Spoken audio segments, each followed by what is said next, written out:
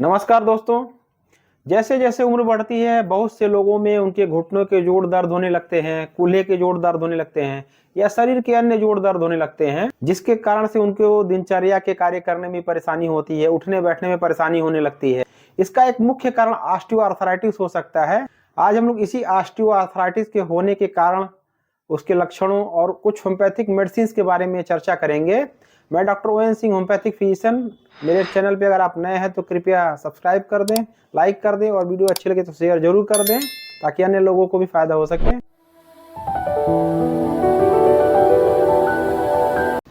Osteoarthritis arthritis का एक प्रकार है जो कि सबसे ज्यादा कॉमन है। यह अधिकतर ओल्ड लोगों में होता है, हालांकि यह यंग लोगों में भी हो सकता है। जैसे जैसे उम्र बढ़ती है जोड़ों के ऊपर एक कार्टिलेज पाई जाती है जो कि कुशन का काम करती है, जोड़ों को आपस में रगड़ खाने से बचाती है। यह कार्टिलेज घिसने लगती है और जोड़ आपस में करीब आ जाते हैं, जोड़ों के बीच का गैप कम हो जाता है और आपस में रगड़ खाने से दर्द होने लगता है। जोड़ों में गैप कम हो गई है, जैसा कि आप इस एक्सरे में भी देख सकते हैं। जोड़ों के बीच में गैप कम हो जाने से चलने फिरने में हड्डी आपस में रगड़ खाने लगती है, जिससे दर्द होने लगता है। बैठ के उठने में दिक्कत होने लगती है, सीढ़ी चढ़ने में दिक्कत होने लगती है। ऑस्टियोआर्थराइटिस को वियर एंड टियर आर्थराइटिस भी कहते हैं, जब चोट और मोच के कारण जो है कार्टिलेज डैमेज होती है और ज्वाइंट में रिपेयर प्रोसेस होता है तो बोन के एंड में ऑस्टियोफाइट्स या बोन स्पर्स डेवलप करते हैं जो कि बहुत पेनफुल होते हैं। बोन का स्ट्रक्चर चेंज होने से और कार्टिलेज पतली होने से ज्वाइंट का स्ट्रक्चर भी चेंज होता है, ज्वाइंट टेढ़े मेढ़े हो जाते हैं। कभी कभी आप देखे होंगे कि लोगों के घुटने ऐसे टेढ़े बाहर की तरफ घूमे हुए हो गए हैं। अब जानेंगे कि कौन कौन से रिस्क फैक्टर हैं जो कि ऑस्टियोआर्थराइटिस होने की संभावना बढ़ा सकते हैं। अगर आपकी फैमिली में किसी को ऑस्टियोआर्थराइटिस पहले हुआ है तो बच्चों में भी होने की संभावना बढ़ जाती है। महिलाओं में ऑस्टियोआर्थराइटिस होने की संभावना ज्यादा होती है। अगर आपका वजन बहुत ज्यादा है, बहुत ज्यादा मोटे हैं आप, तो आपके जोड़ों पे बहुत ज्यादा लोड पड़ेगा, जिसके कारण से भी ऑस्टियोआर्थराइटिस होने की संभावना बढ़ जाती है।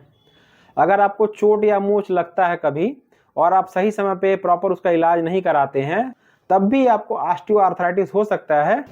अगर आपके कार्य की प्रकृति ऐसी है कि आप बहुत ज्यादा बोझ उठा रहे हैं, बहुत ज्यादा लोड लेके चल रहे हैं, आपके जोड़ों पे बहुत बोझ पड़ रहा है, तब भी आपको ऑस्टियोआर्थराइटिस होने की संभावना बढ़ जाएगी।